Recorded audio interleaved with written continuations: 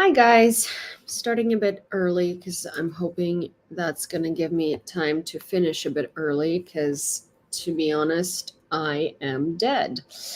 And I know I've been dead every single time I've done a live recently, but here's what the situation has been. It's about 40 degrees Celsius, so around 100 Fahrenheit, 65% humidity.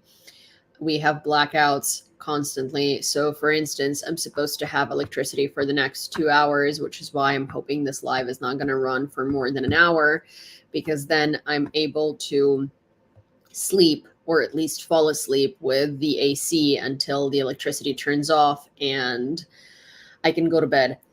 And I'm already asleep. So basically, hi, you look exhausted. I am so incredibly freaking exhausted. I'm dead. The only reason I look less exhausted than I actually am is probably because I still haven't taken off my makeup, and I did that strategically because if I had, you guys would think I'm like sick or something. I'm starting my new job on Tuesday, full force. Cool. I'm going to have my new journalist ID, and I'm going to have a military accreditation from the Armed Forces of Ukraine as a journalist, that's very cool. I how do I am, Slava?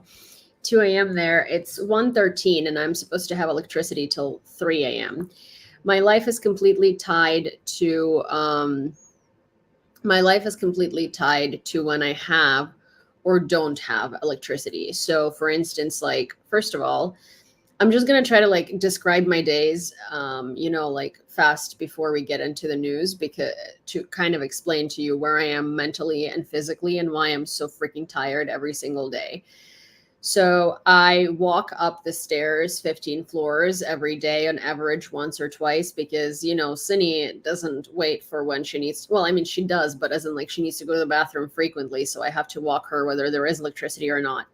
Some power outages are on schedule and some are not. Today I had more electricity than I normally do because somehow one of the 4 scheduled power outages never happened. But the thing is, no one knew that. So I try to not be at home at the time at which I don't have electricity because I could literally, like, I can't breathe here. My apartment is all windows. And in general, it's just like, it's 40 degrees outside and it's 65% humidity. It's so gross. I have to do laundry basically every day because I put on clothes. I walk like, I don't know, 2 blocks. I'm sweating profusely and my clothes are wet. So I can't wear them twice or anything like that. I have to wash them after every single time I wear them. I take like about 5 showers a day. It's disgusting. Because of that, I need to do laundry, right? So I need to be at home when electricity is there so I can do the laundry. Also, we don't have dryers like the US does, like as a, like most households don't have dryers. We only have washers. So I don't have a dryer. So I also have to come in immediately when the laundry is done and take it out of the washer and put it to dry because otherwise it smells, right? Because it sits in the machine. So that's been a whole lot of an issue. Also, like I try to work not out of here, but out of like cafes and stuff because they have generators.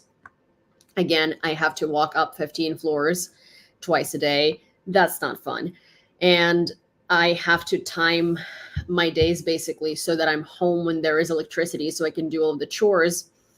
And then I can go outside and like spend my time with electricity somewhere else when there aren't any of those. And sometimes power outages come a little earlier or a little later. So it's never really on schedule. And it's like, honestly, it's exhausting. And like, it wouldn't be so exhausting if you didn't add the weather on top of it. And so the reason why I haven't been going live in the past couple of days is because basically I did not have electricity from like 6 p.m.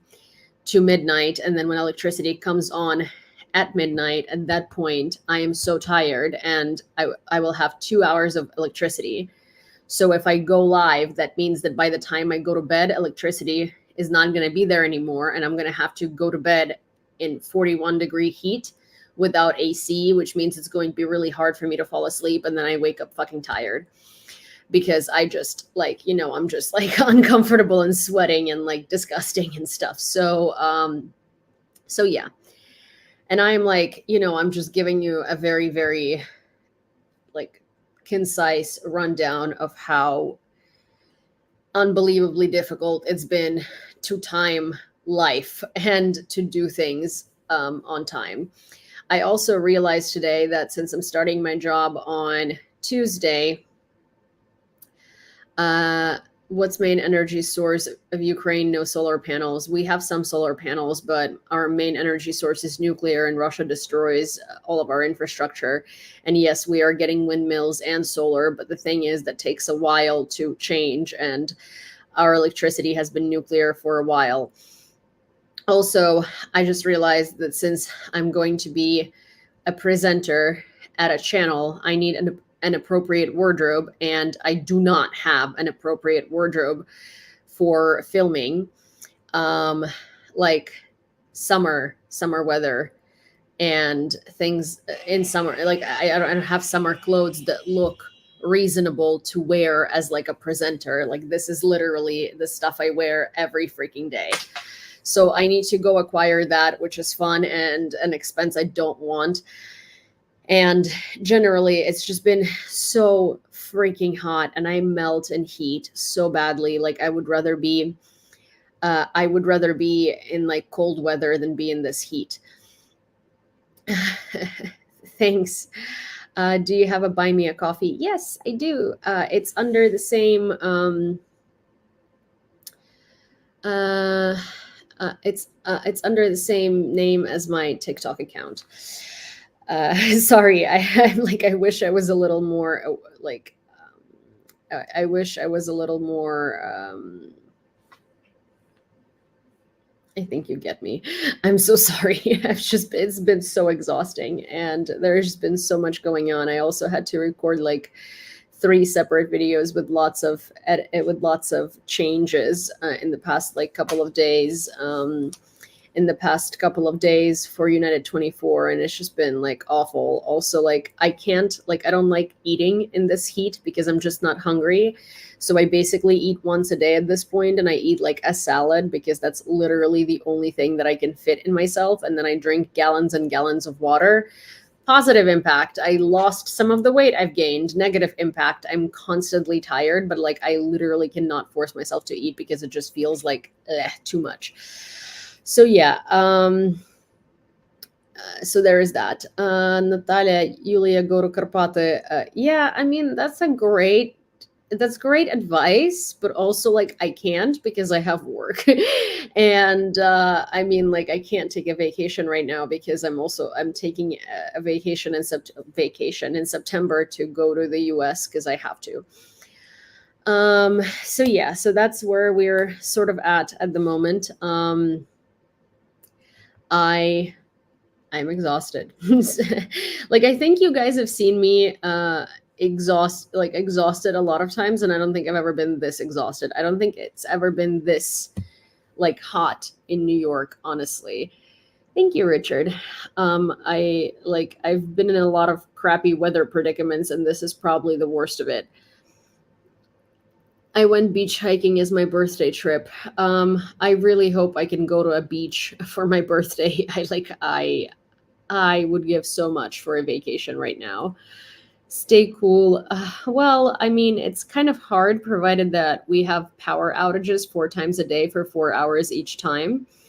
It is, I don't know, for the people who are denying climate change, I don't know what's wrong with them because like it is very clearly the climate is very clearly changing for the worse because Europe is seeing some of its highest temperatures. We are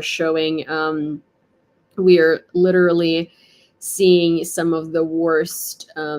We're seeing some of the worst heat waves in history, and records are being established for the hottest day on record in this city and hottest day on record in this city like almost every day. Do you have a personal solar generator? No, I have an EcoFlow that I have to charge every day basically. So EcoFlow is great, but like it doesn't it does not handle the AC, and also even if it did, my AC is connected to the grid, so I can't like plug it in. And solar generators are expensive. Like any generators are expensive, to be honest. They, yeah, I know they sell solar panels that plug into the EcoFlow, but that's expensive. That's like really expensive. And I would have to figure out where to install them, which that's a great idea. I would love a solar panel, but like you guys. Hi Vito. Hi Gorilla Joe. Hi Thorben. Hi Taz. Hi Karen. Hi Hugh. Hi everybody. Sorry, I'm not going to go name by name today because I simply just I think I'm gonna fall asleep before I can do that. Okay. American high-precision aerial bombs GBU-39 on the suspension of the Ukrainian fighter MiG-29 and JDAM were prepared for installation, which is like a little hack that, sorry, wrong. What happened here? That Ukrainians have been doing. As you know, we are very creative with our weapons, and we do use everything we can in order to fight effectively. I know that our generator is in high demand. Oh yeah, very high demand. I mean, I live in an apartment, so I can't really install a generator in an apartment. I can like add things on top of my EcoFlow to make it more efficient or to make it solar chargeable or something like that. But that would be like a $400 to $600 expense, probably a $600 expense, to be honest. Like, and it would take, I think, like 2 weeks or 3 weeks to get the solar panel. Probably around 2 weeks actually, because a lot of things are in back order, and a lot of people are ordering them right now. So stores usually, like, it's a high ticket item. It's a lot of people are buying it at the moment, and yeah, it's about $400 to $600 to for it to have any impact on my apartment, basically. So yeah, that's that. Do you have windows you can hang a solar panel out of? Southern exposure? Yes, I do. I hear generators are as much as $5,000. Generators are expensive. Like, there are different types of generators. You know, like you can buy a generator that's as big as a house and it'll power like your entire building or something. But those are like so expensive. But so I can't have a generator per se, because generators usually operate on like oil, right? They're kind of like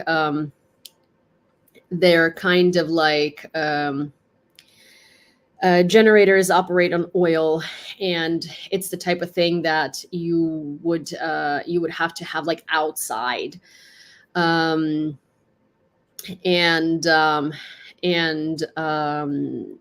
I can only have it like, you know, I can have an EcoFlow, so I can have something that's indoors. Sorry, you guys are like you guys are like asking me questions about generators and solar panels while I'm like at the most tired I've ever been. Don, I mean, that would be very phenomenal, but you absolutely don't have to do that. I just need you to know that, but that would be super helpful. And yeah, if anyone, you guys, oh wait, sorry, I don't even know what I'm saying. Okay, I will, are good with the correct setup. Yeah, I mean, I have an electrician coming this week to sort of help me hook up my EcoFlow to my power grid. So for instance, when I lose electricity, I will just use like a switch to help my apartment lights and stuff be powered by the EcoFlow, because right now I have to like plug in individual objects into the EcoFlow, and this EcoFlow is like 50 pounds or something like that. So every single time I have to, like, right now it's sitting right here near me because it's charging and I have electricity.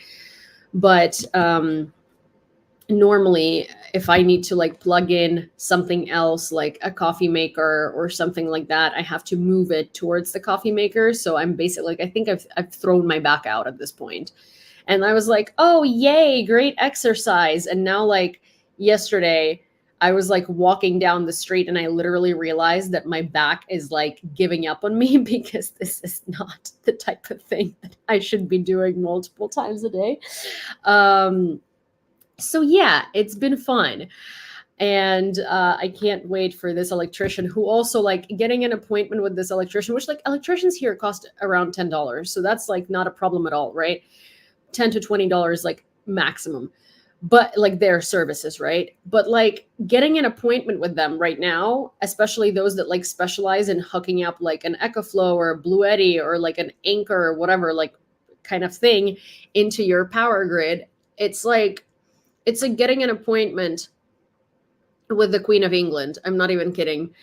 And she's dead. Like, so it's about as possible. It's been like 3 weeks that I've been waiting for this dude to have like an opening. And it's, you know how like women will understand that, right? Like when you want to get your nails done and everything is booked up, you're like, hey, if someone cancels, can you call me and let me know and I'll just come in? That was basically me with all of these electricians. I'm like, hi, if anyone cancels last minute, if you show up to someone's house and they're not there, just like let me know, because like I will sit here and wait for you, because this is like untenable and this is not feasible. And I legitimately like cannot, like, this is so bad. And there you have it, someone canceled. So yeah. Smaller town America, you blink and you miss it. An electrician for $10. Wow, it's $500 for me to just show up. No, like in Ukraine, it's like about 500 hryvnias, so like a little more. I guess like 500 hryvnias is $15. A little less than that actually. Hi Frank. Hi Dale. How much battery capacity do you have? It's like 2,400. And it peaks at like 5,000 something. So it's a pretty powerful EcoFlow.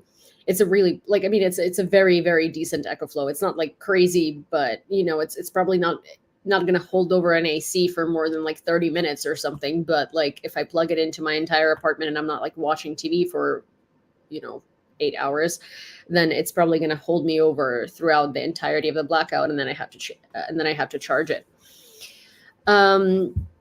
Also, someone sent me, thank you. Thank you. Thank you, Mark. Thank you for the $20 donation. I really do appreciate it. That's very, very sweet. Okay, I'm going to start reading the news so I can still get some electricity time when we're done with the news. And I will try to answer questions and read the chat while I'm at it. And yes, if anyone wanted to contribute anything, which you absolutely don't have to, my PayPal is, oh my gosh, you know what's crazy? TikTok banned beacons as a link in bio tool. So I need to go back and establish a link tree, because my beacons literally is not in my link in bio is not in my bio anymore, because TikTok legitimately banned that service because it was getting like too elaborate and too customizable. And so they were just like, nope, that's a competitor, which it really isn't. It's like not even in the same vein, but of course TikTok banned it, because why wouldn't they? And it's so stupid because it was actually so customizable, and I liked it for that, because I could like set up fundraisers and stuff like that, and it was so annoying. But yeah, I guess if you wanted to find out my Venmo or PayPal, you can ask in the chat, and one of the moderators can send it, and I will work on getting the link tree set up tomorrow. I just remembered it. Sorry. Also, fun fact, I met the founder of Protect a Volunteer, which is like a nonprofit and an NGO that helps foreign volunteers in America get like helmets and stuff like that, right? Hi, Chad. Get helmets and stuff like that. Plate carriers basically helps them stay safe. And I've also been spending a lot of time with Rima, who is a combat paramedic who teaches these courses in Ukraine. She's phenomenal. And you remember how a couple of maybe a year ago, I mentioned that I would love to do an equivalent of a firefighter calendar, with like good looking men in a calendar. Grumpy says my beacon's AI still works. Well, yeah, but you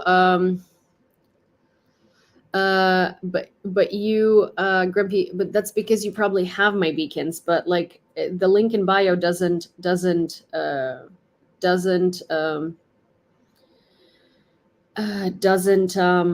depict it on my TikTok. I don't think it does. Also, thank you so much.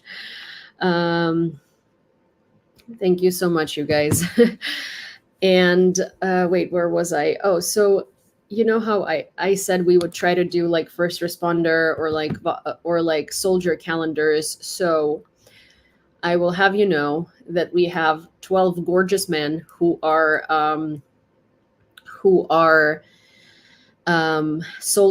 foreign soldiers in Ukraine who fight in various different units, and we're going to be shooting a calendar with them similar to a firefighter calendar, and we're going to put it for sale with Protect a Volunteer, and all of the proceeds are going to go individually to those soldiers, and they can, for their gear and for their unit's needs.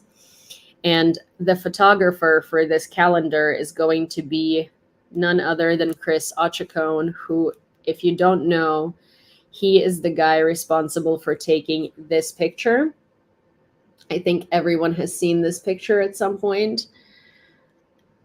So he's going to be the person who is going to be shooting this calendar. And we've decided on 2 separate calendars. One is going to be Ukrainian first responders, and all the proceeds are going to go to them.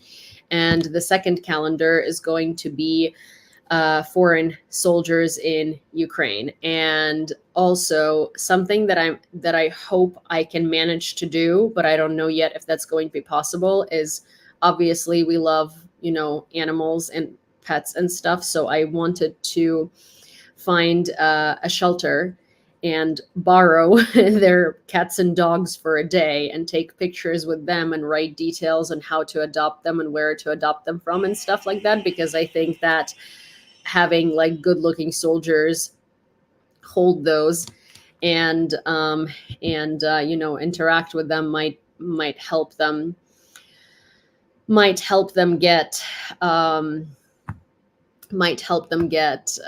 adopted faster.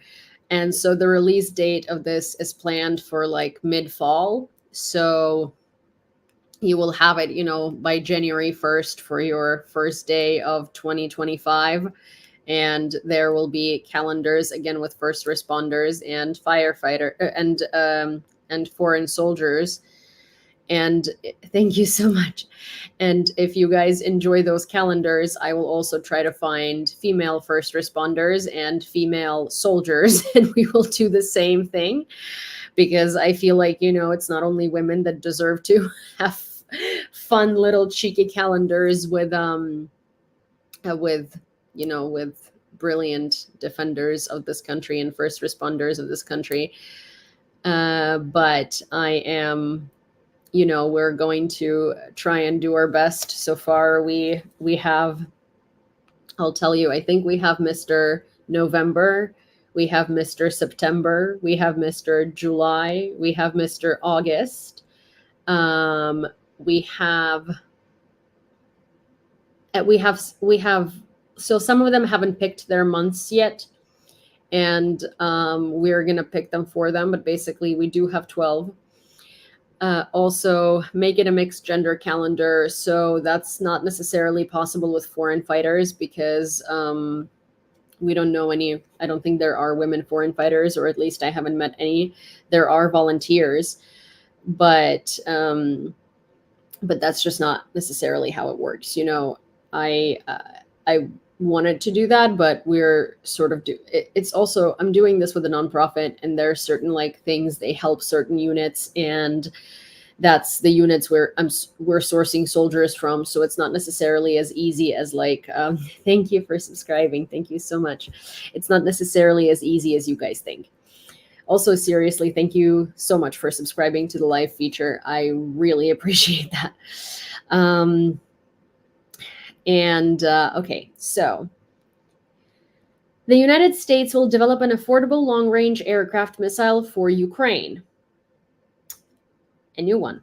The U.S. Air Force announced that Ukraine is a potential recipient of a promising, relatively inexpensive, precision-guided air-launched munition designated the Extended Range Attack Munition ERAM.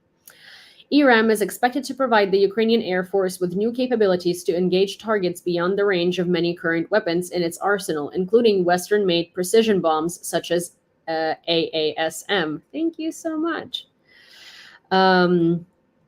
That's actually really cool because, I mean, it's amazing because, again, it's a fairly cheap and highly efficient missile.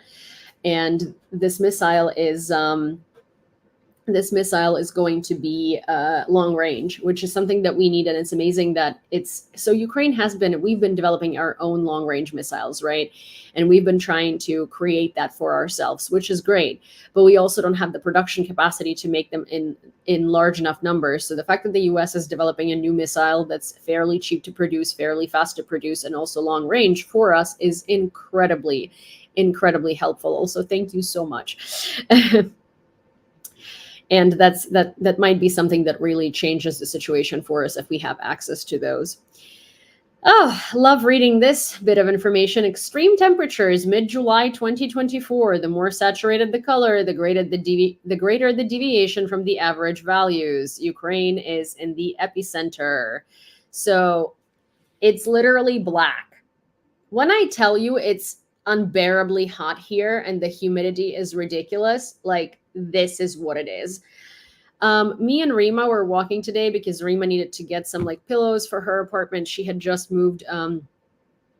She had just moved to her like own apartment in Kyiv. She didn't buy it; she's renting it. But she just finally was able to afford an apartment for herself because she's a volunteer. She doesn't get paid, and she like needed some like first necessities like bedding and stuff like that. And so we were going to Yusk to buy some stuff for her, and it's IKEA basically. And we were walking down the street, and it legitimately felt like someone was holding a blow dryer on high heat and just blowing it at us, because there is wind, but the wind is hotter than the air around you. And it's the most like ludicrous, ridiculous feeling because you can't breathe. Like, you're constantly inhaling hot air. Like, it feels like you're standing in front of either a fire truck or like a hot air balloon, freaking mechanism that makes, I can't think right now. But literally, blow dryer in your face is the best description of that. It was disgusting. And so this picture that I was just showing you is average temperature values per country from 1991 to 2020, right? So they weren't changing nearly as drastically. Right now, Ukraine is here in the black, and these temperatures are like unheard of for this region. Like, it's ridiculous. The humidity, it's showing 42 degrees Celsius in Kyiv on Wednesday. Yeah, it's been around that. It's been 40, 41. It's been awful. Genuinely, it's been so bad. And the reason why Ukraine is in the epicenter of that is also think about the impact of missiles and how much missiles do to the environment. I can guarantee you that the reason why we have such extreme heat and extreme temperatures is because of how many missiles, mines, explosives, and other things of that nature have been dropped on Ukraine in the past 2 years. The reason why it's so hot here is a mixture of global warming and also literally bombs and missiles. Because think of what that does to the core. It's really bad. The Czech Republic will send 50,000 rounds of ammunition to Ukraine this month and next, according to President Petr Pavel. Hi, Maria. Additionally, Ukraine will receive between 80,000 and 100,000 rounds of ammunition monthly from September until the end of the year. Poland. This is very interesting, and I hope they do that because they've kind of been considering doing this for a while now, but never pulled the plug on it, really. Poland is considering downing Russian missiles over Ukraine, stated the head of the Ministry of Foreign Affairs, Radoslav Sikorski.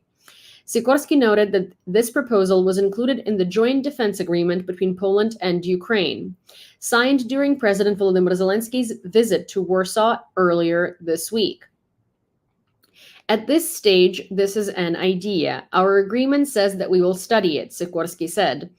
He mentioned that some Russian missiles not far from the Polish border have crossed Belarusian airspace and entered Polish airspace for about 40 seconds. Also, thank you, Grant, for buying me a coffee. I just realized that I did not say that. He admitted that such a short interval leaves Poland little time to react.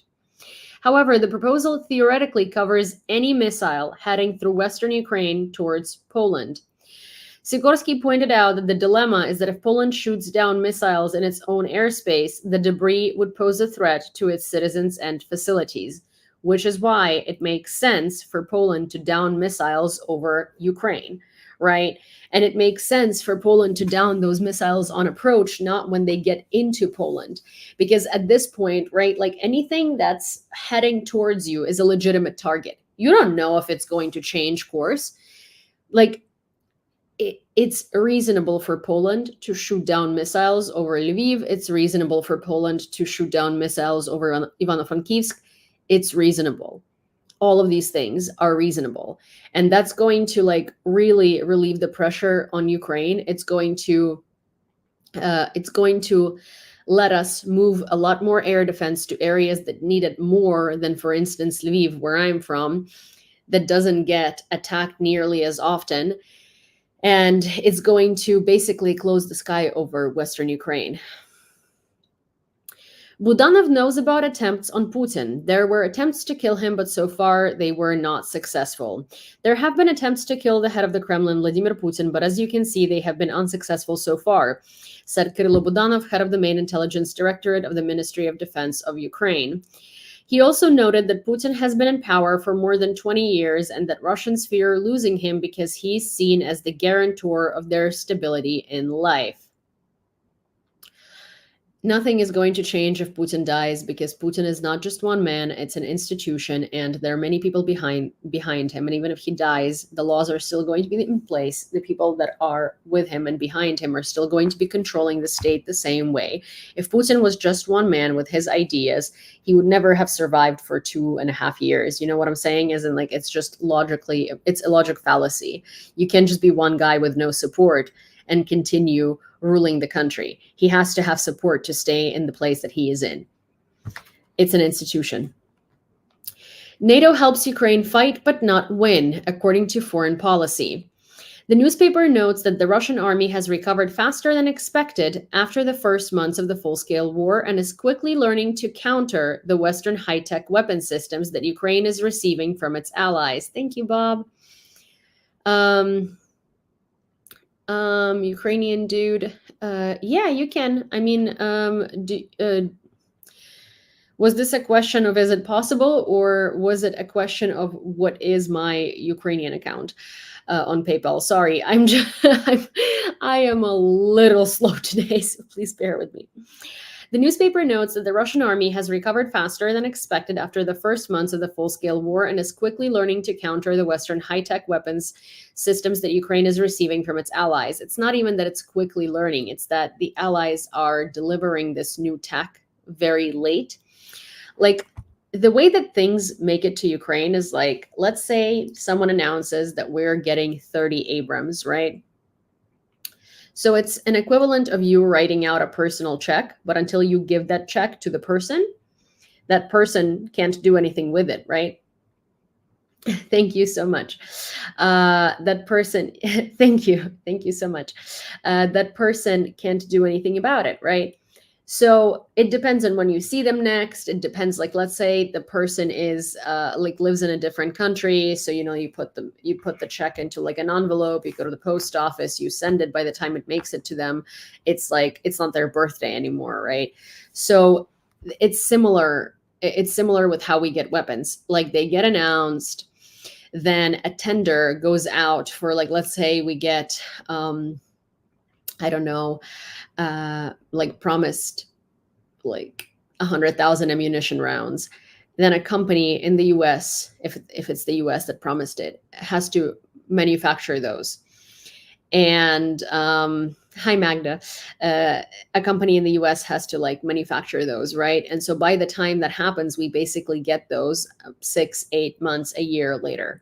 So it's not like they announce these weapons and they make it to Ukraine immediately. Also, very often they will say that they will do like a certain amount, and then they do less because they weren't able to do it in the same period of time. Also, all of these, like, oh, we don't know if we're going to give you F-16s. We don't know if we're going to give you long range missiles. We don't know if we're going to give you that. All of that gives Russia time and ability to get better, to recuperate, to re-strategize, and to develop cheap stuff that can be produced in large quantities. And they managed to screw things up for Ukraine really badly. Ukrainians need more than just what we have created to win, said Admiral Rob Bauer, chairman of the NATO Military Committee, following the summit in Washington. Liana Fix, a researcher at the European Council on International Relations, agrees with him. There is no real strategy. We, in fact, support Ukraine so that it remains combat ready and achieves certain successes, but does not win the war. The publication notes that the West's strategy seems to be to strengthen Ukraine's defenses while waiting for Moscow's exhaustion. Not going to happen. They're just going to continue going no matter what. The problem is that Russia is also trying to wait out Ukraine and its Western allies. To expect that the current level of support from allies can last indefinitely would be magical thinking. The challenge facing the allies is greater than anything they have faced since the Cold War, since World War II. It is not about keeping Ukraine in the fight in the long term, but about finding a way to end this war without sacrificing Ukraine, says Eugene Rumer, director of the Russia and Eurasia program at the Carnegie Endowment. So that's kind of like the thing, right? The West is not reacting because the West takes its sweet time to think they're giving Russia more time to get better. If we received all the weapons we asked for immediately, this war likely would have been over because we would have caught Russia off guard. But while they're deliberating whether to give us F-16s, Russia is finding a way to combat F-16. So by the time they get there, they're no longer as effective. While they're like, oh, we're going to give Ukraine long-range missiles to strike this, to strike that, Russia finds ways to intercept those missiles or to create, new drones or something like that that Ukraine can't intercept. And they, for instance, screw up our power grid and stuff like that. So it's just, we're giving Russia, we're giving them cheat sheets. It's kind of like, giving someone a math exam and also giving them cheat sheets for the math exam and time to prepare for it. It's really stupid. And I wish Western leaders stopped prolonging these things and just understood that it just sort of has to be a big blast on Russia immediately. Otherwise, we are just giving them time to get ready and get better. And it's just so, it's so stupid and it's so harmful.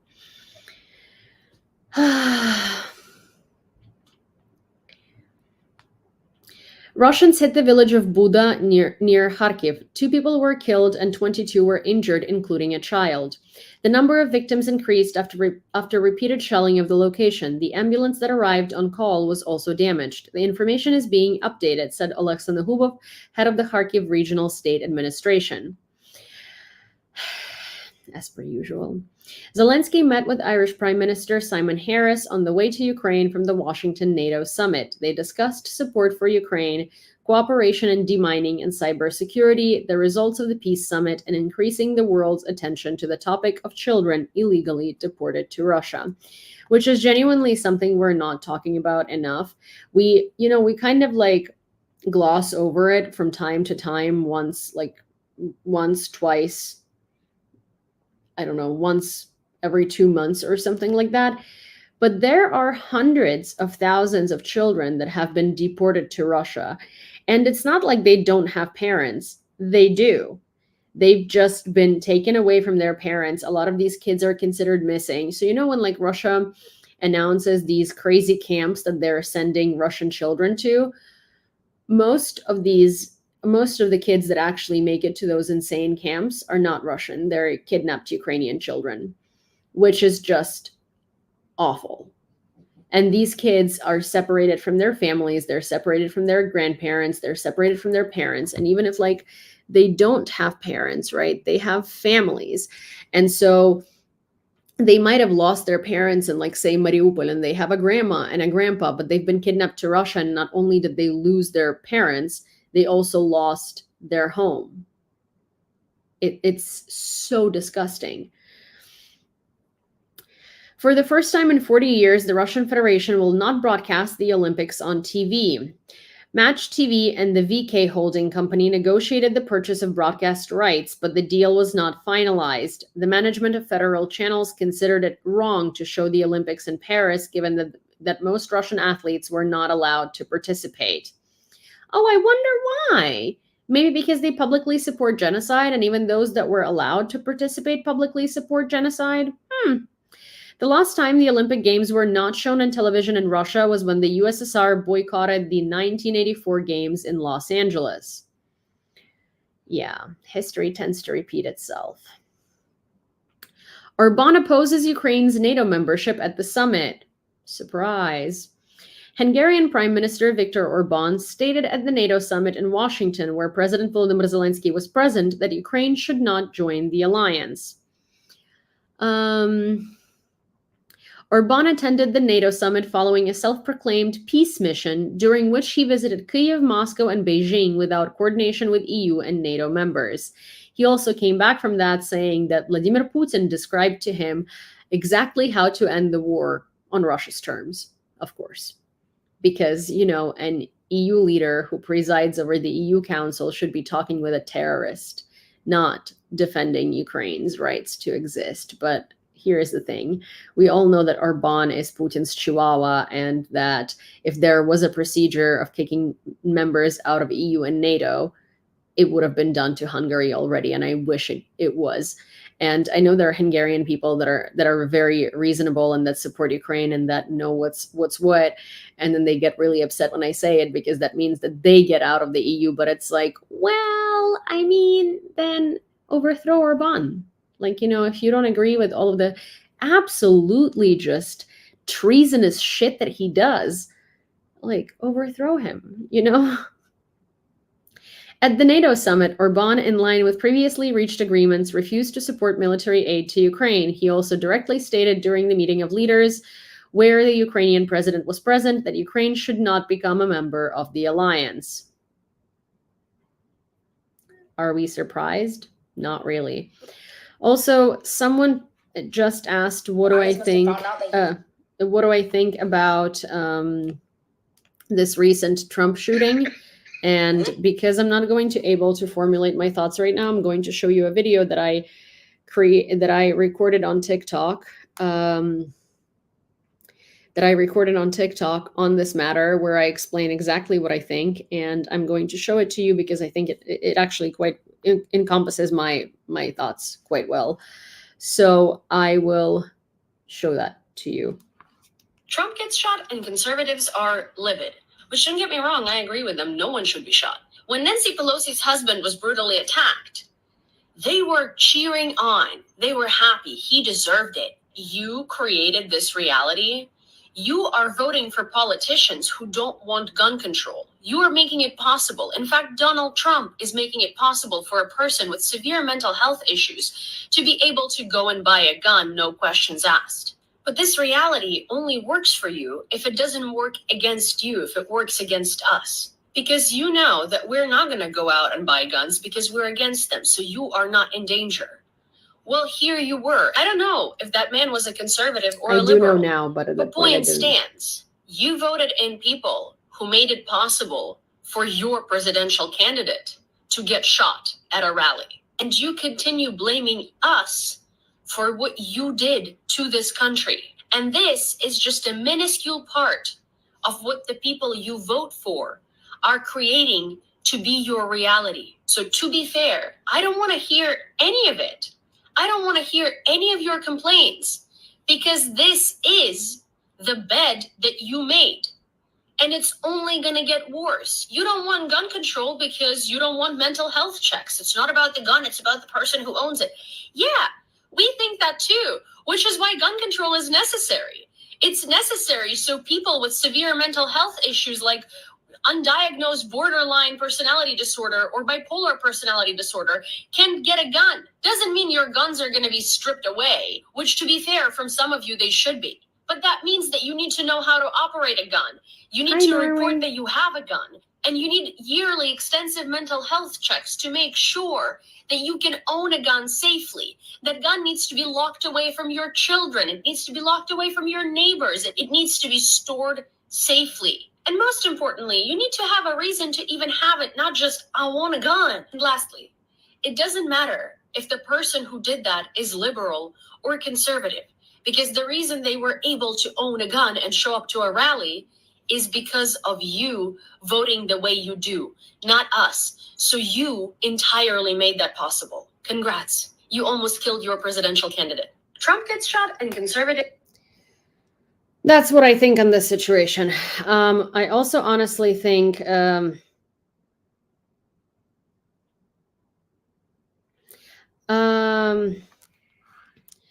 honestly think that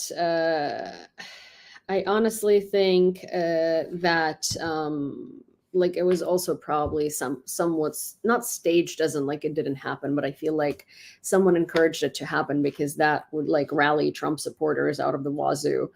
Also, like I think it's so funny when people are like scared of the word gun control. Why are you scared of the word gun control? Like, do you not want your children to be protected from weapons in your house? Because like gun control means that you have gun storage safety regulations. It means that you get tested for mental fitness to have a gun around you. So you and the people around you are safe. Like, why wouldn't you want that? You know, like in Ukraine, the law is such that if, let's say, like my dad owns a gun, he does. He has to go through ridiculous stuff every year, and then every 3 years to there's so many gun control laws in the US. The US is the Wild West. Like I've literally lived in the US for 13 years. In Texas, you can walk into a shop and get a gun showing an ID that you're 18. Let's not. It is the Wild West in terms of guns. Like there is absolutely no reasonable gun control. Some states do have reasonable gun control regulations, but they're not enough. There are no safety storage regulations. There are no mental health, extensive background checks. And I don't mean like just a background check. Like if you've never gone to a psychiatrist, you're not going to be diagnosed with BPD or like any other mental disorders that are incompatible with owning a gun if you're not medicated, right? Like, so it's kind of like, you know, healthcare is inaccessible. So there are lots of things that come into it. It's like we need accessible healthcare. We need gun control. Like in this country, my dad has to give serial numbers of bullets that he has. He has to go through these like procedures every year, and then every 3 years to more extensive procedures. And like it's difficult to own a gun. So not everyone is going to want to go through the hassle of doing that, right? Like my dad got his guns in like 90s because and he had to learn how to shoot a gun. He had to do a certain amount of hours at a shooting range and get like a certificate before he was able to buy a gun. So he also, there are safety storage, like safe storage laws. He has to keep his gun in a safe space. And if someone stole my dad's gun while the gun was not safely stored and shot someone with that gun, my dad's the one who's going to bear the responsibility because it's his gun and he did not store it safely. The same goes for Germany and a lot of other European countries. And that should be it, because that would force a lot of people to be a lot more responsible with their guns if they knew that they would be held responsible if their teenager took their fucking gun and shot someone. Yeah. Or if they're like, I don't know, 10-year-old found a gun.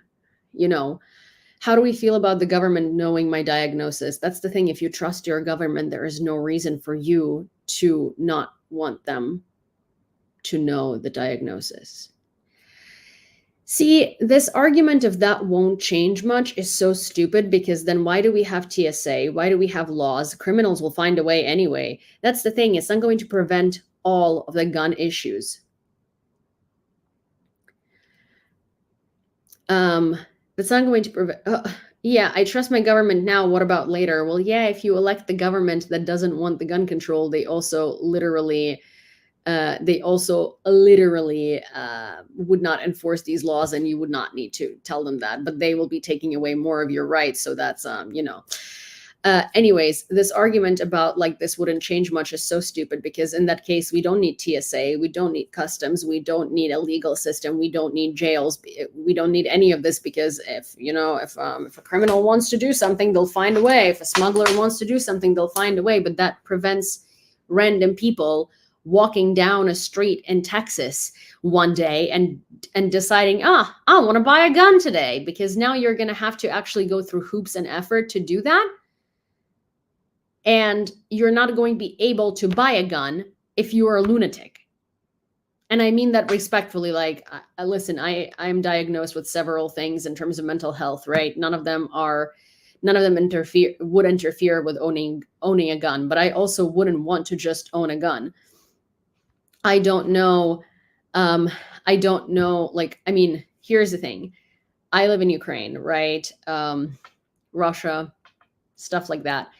I recently, for the first time in my life, decided that I would want to learn how to shoot a gun. So if I were in a situation where someone had a gun, I would want to know self-defense and how to take that gun away from them. And I would want to know how to use that gun, right? So I am going to go to a shooting range with some soldiers, and they're going to teach me how to shoot. I am not going to get a gun unless I actually do proper procedure. I don't feel like I need to have a gun in my house. So yeah, so there is that. But that's kind of like a thing. It's like, I want to think that people who have guns know how to use them, have certificates for that, have reasons to have them, and store them properly.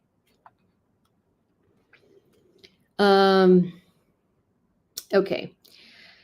There is a video from the forest in Kreminna where allegedly a Colombian soldier is wearing a gas mask to film the use of chemical weapons by Russia.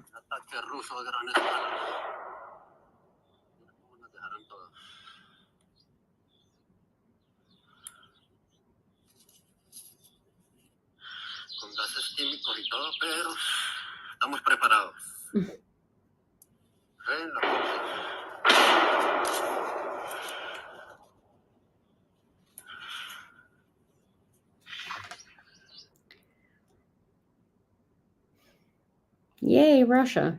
Another war crime. Literally a war crime every day.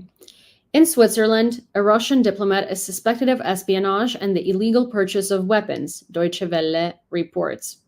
Swiss prosecutors are investigating 3 individuals who procured weapons and other dangerous materials in violation of local military property laws. One of them is a Russian with diplomatic accreditation in Bern, for whom a national arrest warrant has already been issued. According to preliminary information, the Russian diplomat managed to leave Switzerland. He had previously been under the surveillance of Swiss special services due to suspicions of espionage for Russia. See, that's what I mean by don't let Russians into your countries, because a Russian diplomat is really a Russian spy. None of them come to these countries in good faith. They come to your countries in order to figure out what's going on there and figure out the best strategy to influence your leaders and to influence your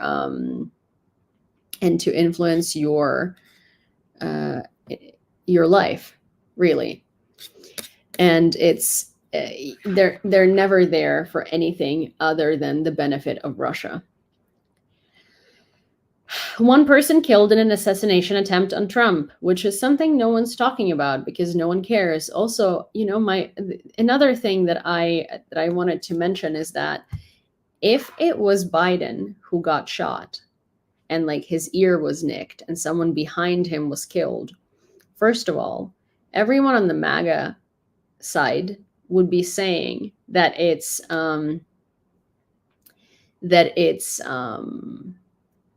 Biden's fault. He should have died. They would be cheering and saying, "Oh no, they should have killed him. Oh my gosh." No one would be outraged by any means because he deserves it. And if a person also died behind Joe Biden would be literally blamed by the far right for not taking the bullet.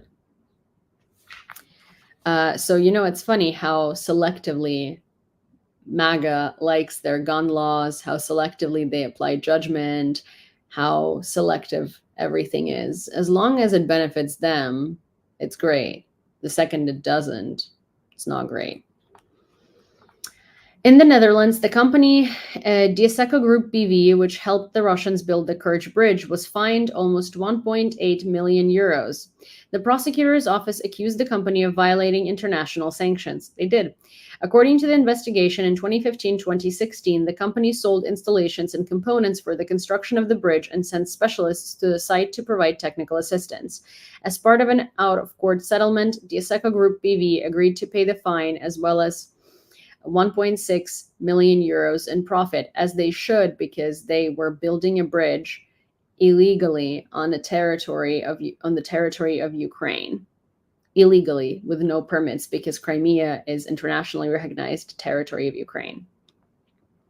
Russia and Iran seek to deepen relations and cooperation, according to ISW. Newly elected Iranian President Masoud Pezeshkian published an article in the Tehran Times praising the People's Republic of China and Russia for supporting Iran in difficult times. Pezeshkian described Russia as a valuable strategic ally and neighbor and emphasized his government's commitment to expanding and prioritizing bilateral and multilateral cooperation with Russia. He also expressed Iran's desire for peace between Russia and Ukraine, stating that Iran is ready to support initiatives aimed at achieving peace. I mean, a dictatorship deepening relations with another dictatorship. Beautiful. Germany creates a plan to transfer troops in case of Russian attack, according to Der Spiegel. The Bundeswehr is developing a scheme to transfer troops to Eastern Europe in the event of a possible military conflict between NATO and Russia. Should the Russian Federation attack the eastern flank through Germany, it will be necessary to transfer up to 800,000 soldiers of the alliance, as well as more than 200,000 units of various equipment within 3 to 6 months, according to the publication. The key road for the military convoy from the west to east will be the A2 highway, which runs from the city of Oberhausen to the ring road of Berlin. The Bundeswehr, state authorities, and the federal government are working on the safety of this route, as well as the capacity of civilian infrastructure to receive and maintain such a large number of vehicles and troops in the event of possible problems with the road. In June, German Defense Minister Boris Pistorius, speaking in the Bundestag, warned that Germany should be ready for defense in the event of a Russian attack by 2029. We have no right to neglect our defense. Putin's military economy is working to prepare for the next conflict, he said. That's the thing. Hi, Matthew. It's not fear-mongering. It's being prepared rather than unprepared for a situation like that. And it's better to be prepared than face the same situation as Ukraine did in February 2022.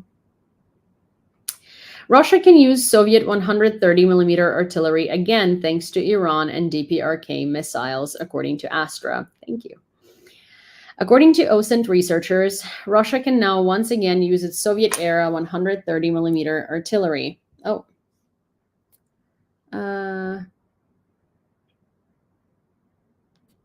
Oh, sorry. I don't know what happened here, but my live is like not.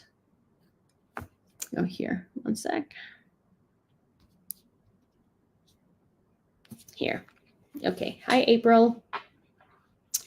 According to OSINT researchers, Russia can now once again use its Soviet-era 130 millimeter artillery in the war, thanks to missiles from Iran and the DPRK. Satellite photos of Russian bases and social media videos show that the M46 cannons developed in the 1950s were in conservation.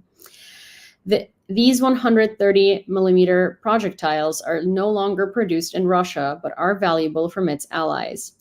Unconfirmed reports from one OSINT project suggest that the Russian army had approximately 600 M46 guns in storage, which can now be returned to the battlefield because of components that were given to Russia by Iran and North Korea. So while they are not actually helping in production that much, because again, it's slow and like they don't necessarily have resources and like their stuff is shit, because, you know, oversight is really bad and it's a dictatorship. So things get inflated and like quality is not necessarily up to par because everyone lies to each other. They still help Russia quite a bit in certain things. This is my newest United 24 video for Bastille Day. And why is France so cool? Did you know that France is the most visited country in the world? But why do people come here? Mostly to embarrass themselves ordering a croissant in broken French and to bring home a suitcase full of cheese-scented clothes. Because here, food is part of a cultural phenomenon called the art of living. The French invented cinema, the metric system, cafe terraces, and bicycles. It's a land of progressive ideas, like feminism, flying in the thin air, denim, or haute couture. And, of course, the little black dress. They came up with Impressionism, Surrealism, and Cubism. But everyone wants to see the Mona Lisa, Mont Blanc, lavender fields, and Côte d'Azur at once. Yet most importantly, it's the land of freedom. Ever since the revolution, when the French overthrew their own tyranny, they've embraced the ideas of equality, human rights, social justice, and cultural diversity. It's no wonder that 235 years later, the French support those who fight against other tyrants for common values and freedom. so happy Bastille Day. I don't know what the right greeting for this is, but I'm acknowledging the Bastille Day. Ukraine and Sweden discuss provision of Saab Jas 39 Gripen fighters. Ukraine and Sweden are currently in negotiations about the potential transfer of Saab Jas 39 Gripen fighters to Kyiv, according to Ihor Zhovko, the deputy head of the presidential office, which those are actually going to be like life-changing as well. Gripens are fantastic, and if we have those and F-16s, that's a huge game changer. Biden called Trump Biden called Trump after the assassination attempt. See, like a normal person, I doubt Trump would call Biden. Trump would be talking to his supporters and saying, oh, well, you know, he deserved it. NATO opposes Poland's initiative to shoot down Russian missiles over Ukraine, says Secretary General Jens Stoltenberg. NATO Secretary General Jens Stoltenberg stated that NATO does not support Poland's initiative to shoot down Russian missiles over Ukraine on approach. NATO will support Ukraine, and now we have increased our support, in particular through various air defense systems. Ukraine will receive both Patriot and NASAMS. F-16s are also important in this context. We will provide more ammunition. However, he emphasized that NATO's policy remains unchanged. The alliance will not take part in the war. Well, so it's easy to say when you're not on the border, right? So for Poland, it actually makes sense to take down those missiles on approach. And it's also going to like heavily help Ukraine and like offload our air defense. And also like, yeah, NATO constantly gives us more air defense and promises more air defense, but it's still not enough air defense. Ukraine is a huge country. And like the US, for instance, gave us only one Patriot system. Do you know how many the US has just sitting there doing nothing? Exactly. So that's what I have for you guys for today in terms of news.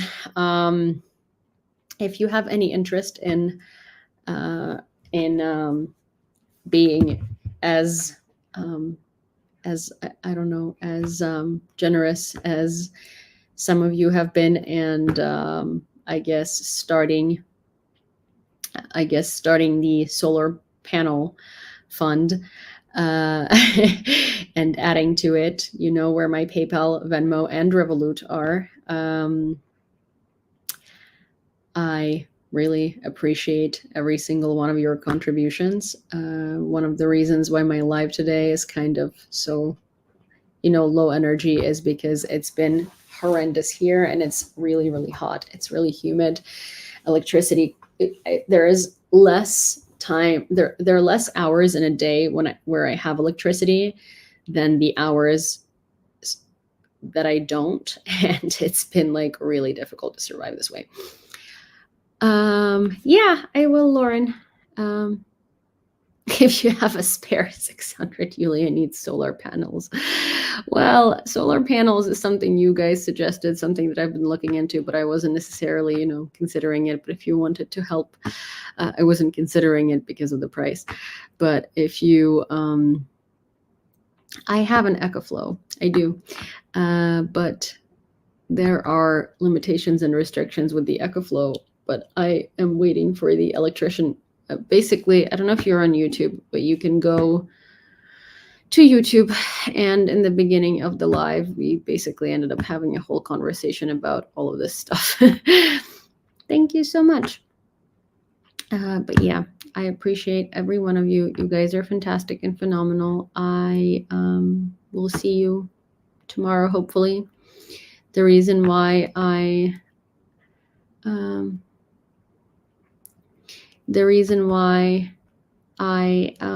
have been having, can you pipe cool air from the basement? I'm on the 15th floor. No.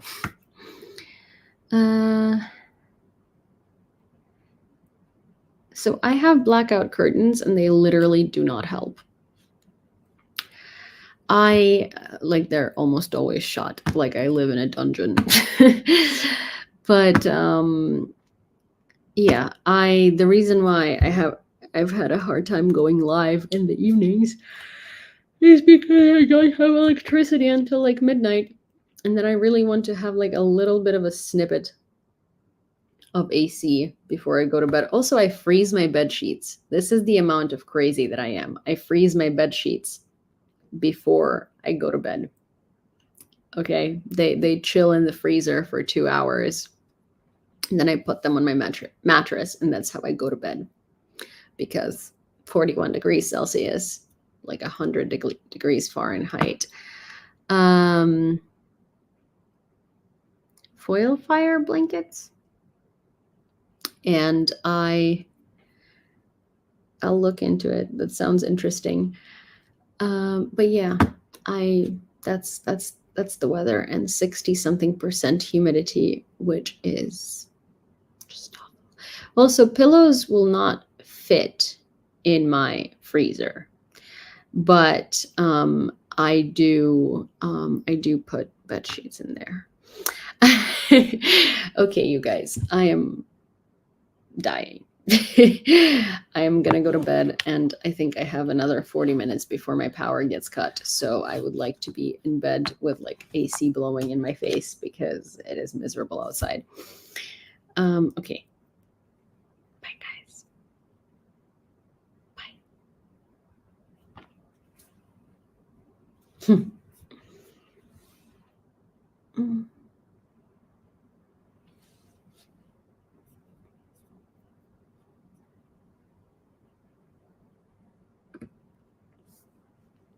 Night.